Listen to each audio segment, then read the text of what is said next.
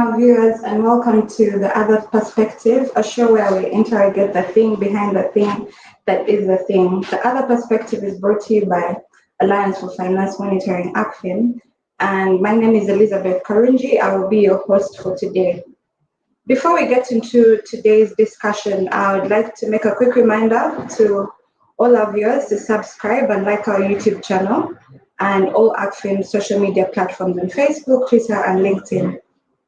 On today's episode, we are going to be looking at the hits and misses of the Electoral Commission report on the 2021 general elections.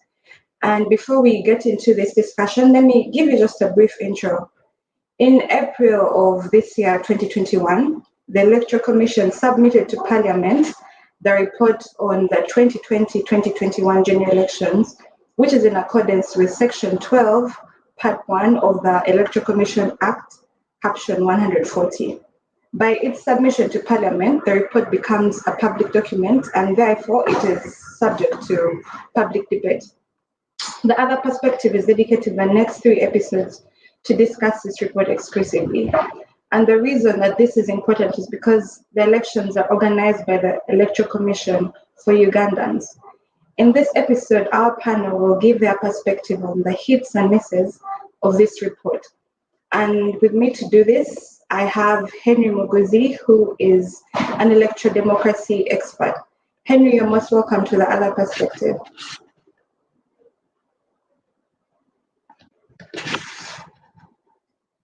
Henry, you seem to be muted. Yeah, you're right. I think I was muted. So it's a pleasure and honor for me to be here. Thank you. And of course, to also interact with my other colleagues. We also have Priska Wanyenya. Priska is a usual panelist on The Other Perspective. She is a parliamentary journalist. And Priska, you're most welcome to the show. Thank you, Lisa. Good morning to our viewers and listeners. And lastly, we do have Felix Kafuma, who is a political finance expert. Felix, we're so glad to have you on the show. Thank you so much. And good morning to all our dear viewers and listeners. All right, so let's get straight to it. And I'll begin with you, Felix. What's your overall take on this report by the EC? Is a true reflection of what actually happened on ground during the elections last year? Interesting. Thank you. I've happened to look at the report. I looked at the various sections of the report. To me, it's more of an accountability tool for the Electoral Commission. It's required by the law for the Electoral Commission to submit that report to Parliament. So yes, they are fulfilling an obligation by the law. But when I read through the report, it's a brief scan through the report, and I reconcile with my experience with the elections, I think there are a lot of things that I find quite a bit missing. Let me start with the hits. I think on the positive note, I think it's when you look at the Electoral Commission report, you read that the entire exercise was funded by the government of Uganda to the tune of 698.6 billion Uganda shillings. The fact that Uganda now can ably finance its election, I think for me it's a hit, and I picked that from the report. I think for me that's a hit that we now can finance our elections without additional support or external support from the Europeans or from the Americans. But the misses that are quite glaring in that report, but also reconciling with my experiences as someone who did participate as an observer, is that you will all agree with me that the report falls short a bit of providing the context within which what happened on ground, especially within which these elections were held. You remember very well that during the campaigns, there were a lot of skirmishes, a lot of scenes of violence that many of us were able to see, and also it was a clear indication that depending on where the instructions were coming from, we also wondered who was in charge of the electoral process. On many occasions, the EC looked not in charge, but also equally asking for the same answers citizens were looking for. You remember when they were nominating the FEC candidate who went barefooted, the response and behavior of EC, those are things that don't necessarily are not necessarily reflected in the report, but we know that happened. The report paints more of a rosy picture, accounting for the monies and the time EC undertook to conduct that exercise. But the real things that happened that define the elections we had in 2021 do not necessarily come through the report. On each day, there were challenges around the verification machines. There were issues around, in some areas, materials arriving late. There were cases of some people not being whose details, voter details, were not on the register. So all those cases were there, and they're documented by observers, and also the record of those who are long-term observers seems to be conceptually missing from the report. So there are things that don't necessarily reflect in the report, but happened on ground that I would have loved somehow EC to talk about in the report. For me, the number of misses from the perspective of experience that the report does not necessarily reflect than the hits. Thank you, Felix. And I'll come to you, Henry. Felix seems to think that the report had more misses than the hits. Do you share the same thoughts? And after looking at the report, do you think it was really a true picture of what happened last year during the elections? Thank you, Lisa. And of course, I will not hesitate to reinforce the very credible view shared by my colleague Felix about this report being a true picture of what an accountability document should look like. Because when you look around, there are quite a number of things you can't find. For starters, we know that the electoral process was captured by security and the military institutions. You would look around and wonder why we keep financing regional offices of the Electoral Commission when they cannot take over and give direction to what happened. We saw that these security institutions almost sabotaged and undermined the fairness of these campaigns. That doesn't come through. Number two, we understand as well that from the report, from the outlook of things, that the Electoral Commission was not fully funded for all the activities they had planned to do, especially when you look at the electoral roadmap, and they highlight that clearly that they were not fully funded. And of course, that now becomes a fault on the on Parliament that is charged with the responsibility of appropriation, but also the Ministry of Finance, and of course now the head of state, who is the de facto Minister of Finance.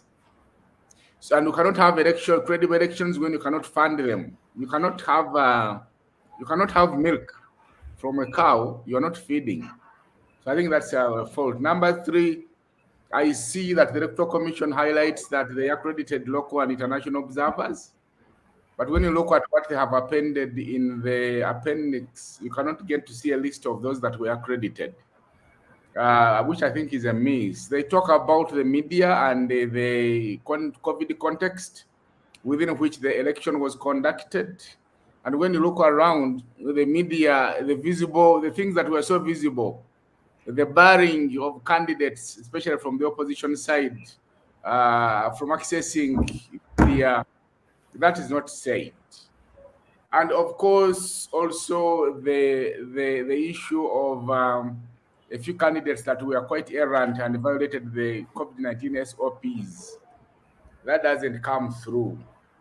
But overall, I think it gives some good statistics for some of us that want to make analysis of what the situation was from the point of view of the Electoral Commission then we are able to, we have a starting point. And to that extent, I think they did a good job, because we have a document to start from and interrogate it in depth. And I also like the way you stated that we should do, to give this report the justice it deserves. It's only fair that we dedicate the next 2 or 3 editions of the Other Perspective to discussing this report in depth. Back to you, Lisa. Thank you, Henry, for that submission. And Priska, I'm moving to you. As a journalist, we believe that you were able to see certain scenes from the election that other citizens, ordinary citizens, weren't able to. Do you, after taking a look at the report, do you think it was a true picture? Do you think the report is a true picture of what really happened during the elections last year? Thanks so much, Lisa.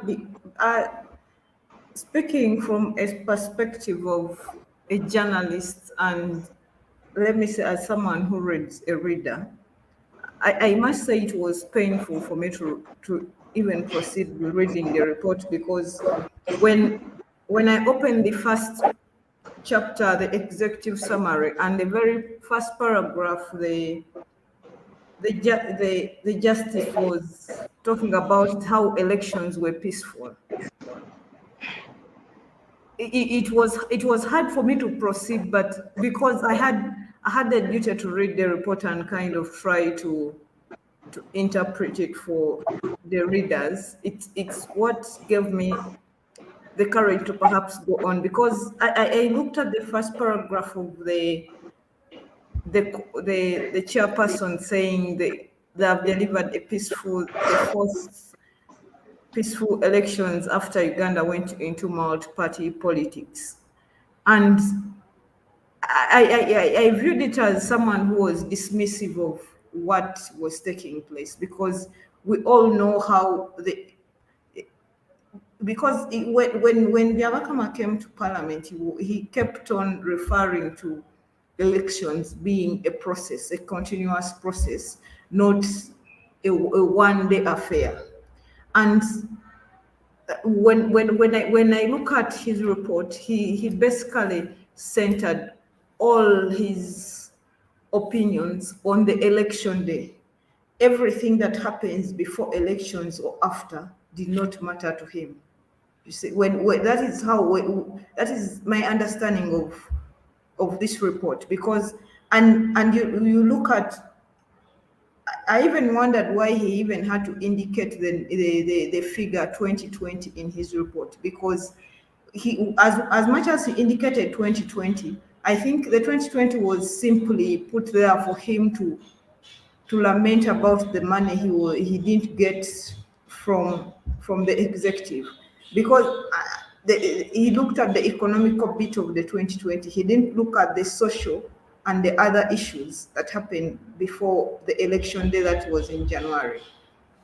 So basically the mere fact that the EC fell short even in the first paragraph, it tells you, as the other panelists have said, it was just a mere accountability show. It's because one would think they were even put at gunpoint to make this report, because they were trying to simply fulfill a constitutional obligation. It's not something they wanted to, so they came up with a haphazard report anyway that would look at. And when you go back to the challenges he listed, he simply throwing the challenges at us. Then the recommendations. In one of the recommendations, he talks about the errant political candidates, as Henry had talked about, and in EC is calling for more powers to sanction these errant political candidates, but they want more powers, and yet they still have some powers within the Electoral Commission Act that they are not using. But here they are looking for more powers, because I do not believe that EC is hopeless and does not know what it can do in case any of the candidates go against the provisions in the Act and all the other laws. So basically, the ECI, I do believe the judge would have done a better job than he did in this report. And I'm not so sure if Parliament is going to discuss it, the legal committee, but I look forward to that debate when that report comes up for scrutiny by Parliament. Thank you. There is one miss that I think I need to reinforce. Of course, Priska has touched it. It is the whole notion of what was the hallmark of the campaign process that preceded the 2021 general elections. Now, as she has rightly put it, that an election is not an event. The election is the process, is as good as the process that precedes it. When you look at the elections 2021, the most outstanding effect was the violence that may not have been witnessed anywhere else on the continent of Africa. The senseless shooting and killing of civilians on the streets of Kampala. The state has come up with a figure of 54, but we think it was more than 100. And the report of the Justice Byabakama Electoral Commission has not highlighted this. How? You could have missed out everything else, but lives matter here. In fact, that incident soiled, if there was going to be any grain of fairness, that killed everything. So that should have been challenge number one of the Electoral Commission. But what do? They just say, when you look at challenges, they say Part J, electoral violence. And they are saying there were isolated instances of violence. Are you kidding me, Justice Byabakama? These were isolated? People killed in cold blood? And these were isolated? So I don't understand what he means. Now, we also saw the battering and maiming, if you will, of journalists. And then you say media coverage everything was fine. What's wrong with you? We have financed you as the commission to run effectively offices in regions, actually in every district. You have someone we pay tax for. This is where things happen. Even in Kampala, where the deaths took place, and you could not see the journalists that were being battered, shattered, beaten as if they were cattle. So I think the report misses out on many things, and history is going to judge Justice Byabakama's Electoral Commission harshly because of these omissions. And like you put it, Elizabeth, the election is not an election for the regime. It is not an election for the political parties or the other protagonists that participate in the campaign process. It is for the citizens. It is the citizens who were killed. It is the citizens who are fathering and mothering the journalists that were battered, shattered. You remember the UN thing? When the journalists had gone to cover the UN office when someone was delivering the petition, and they were maimed and caned as if they were caning children. These are serious abuses of human rights that underpinned the campaigning process, and therefore, because the campaigning process was not fair, there is no way he would have talked about a fair process. But these are serious misses. Back to you, Lisa. Thank you, Henry. Thank you, Priska, for those perspectives. And to keep you on, Henry, the report also highlights that 17 candidates went through unopposed for the parliamentary level. And keep in mind that all these candidates were from the NRM party. Should this be raising eyebrows?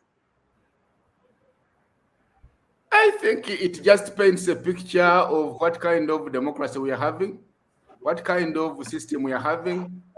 The truth must be told that we are having what you call a dominant party system where you have one party and the others are just escorts. And therefore, this party is able to fill the candidates when they can, how they can. This party has access to state coffers. They can raid state coffers and do what they want when they want. What we saw is that this party was able to use its very strong financial muscle to either buy out or stifle opposition in certain places. You would recall that for the case of the Minister of Finance, the very youthful competitor who was going to give him a bloody nose was promised appointment as the Deputy Executive Director of Uganda Investment Authority, and then he bowed out. The others were given money. You see, the kind of election, the kind of politics we have now been taken to is a politics of mercantilism, politics of commoditization. It's a politics of pay as you go, pay me I go, and therefore money mattered here, and therefore we want to argue here that money was used to make sure that those opposition candidates, and if those candidates that ran unopposed, did achieve what they achieved. So we're not surprised that they belong to one party, because which other party? Because if not the dominant party, then where else would they have come from and enjoyed the very strong financial muscle to do what they did and achieve what they achieved? Back to you, Felix. To you, Lisa. All right, thank you, Henry, for that. And Felix, this next question goes to you. 6 out of the 11 presidential candidates were independents. And for the parliamentary seats, out of the 2,045 candidates that were nominated, 1,045 of them were independents, which makes this 51%. This is very high. And what do you think explains this number of independent candidates, a growing number of independent candidates, and what does this scenario mean for multi-party democracy in Uganda?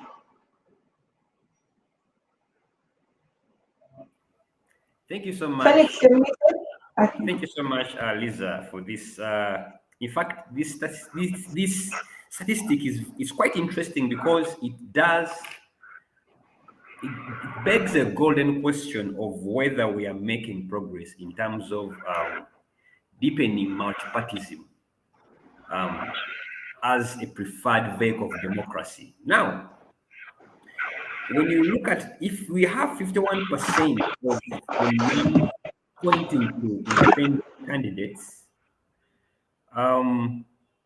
it means clearly that political parties as institutions, as vehicles of multi-party dispensation, as vehicles of offering political leaders, are failing to deliver on this mandate.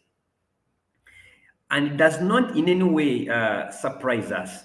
You see, even when we return to multipartyism in 2006 elections, after a number of years when they were in abeyance, you realize that the concept of multi-party democracy was never given a chance to grow in Uganda's politics. Shortly after independence, we went into squabbles and fightings, and in fightings, at some point political parties were suspended. We had change of regimes violently, and again, we never had an opportunity to allow multipartyism take root. So even when it is opened up, you realize that political parties that have thrived through, that have come through the current multi-party dispensation are struggling to behave and act like political parties. They have institutional weaknesses internally. They still struggle suffer from the hangover of the strongman syndrome. Look at NRM, the party, which is a dominant party. You realize that internally there are kingpins. There are individuals who are bigger than the party, who determine and dictate what goes on in the party, who even define flag bearers. It's not any different from all these other political parties.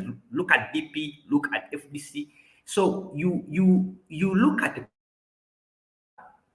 now, in such an environment that stifles competition, genuine competition, that harbors a lot of intrigue, you realize that it does not in any way promote or support growth of leaders through party structures to compete and come through a party structure and be flag bearers.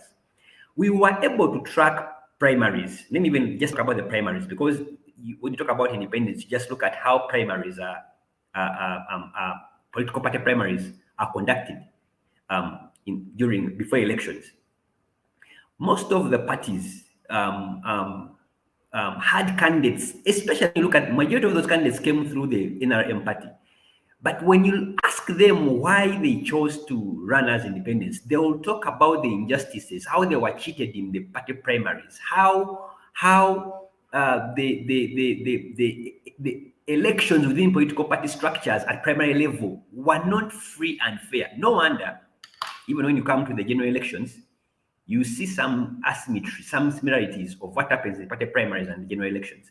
But the point I'm making here is that these parties that we have failed to put in place systems and structures that nurture competition and allow leaders to come through the party structures as flag bearers without contestations. That is one issue.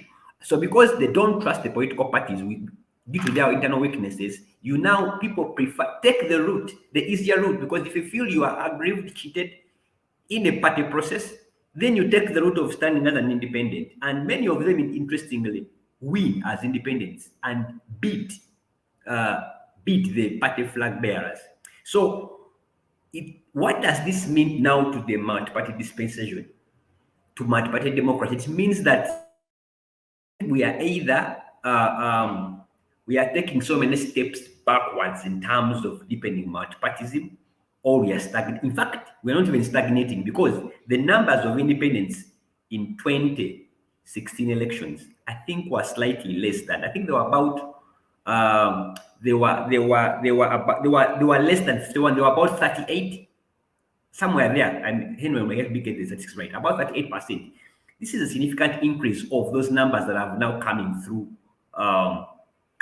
as independents in the 2021 elections. It means indeed that we are on a regression curve in terms of how multi-party politics should ideally function and deliver leaders through party structures. And for me, anybody out there who vouches for democracy as the preferred vehicle of governing this country should really get concerned on these numbers of independents that are running, as opposed to having flag bearers standing on party tickets. This is not good for democracy, and this is not good for political parties. It points to weakness in the political parties, and we should deliberately strengthen political parties if we are to see anything called multi-party democracy. So it's not a good sign at all. Back to you. Thank you, Felix, so much for your thoughts on the independence question.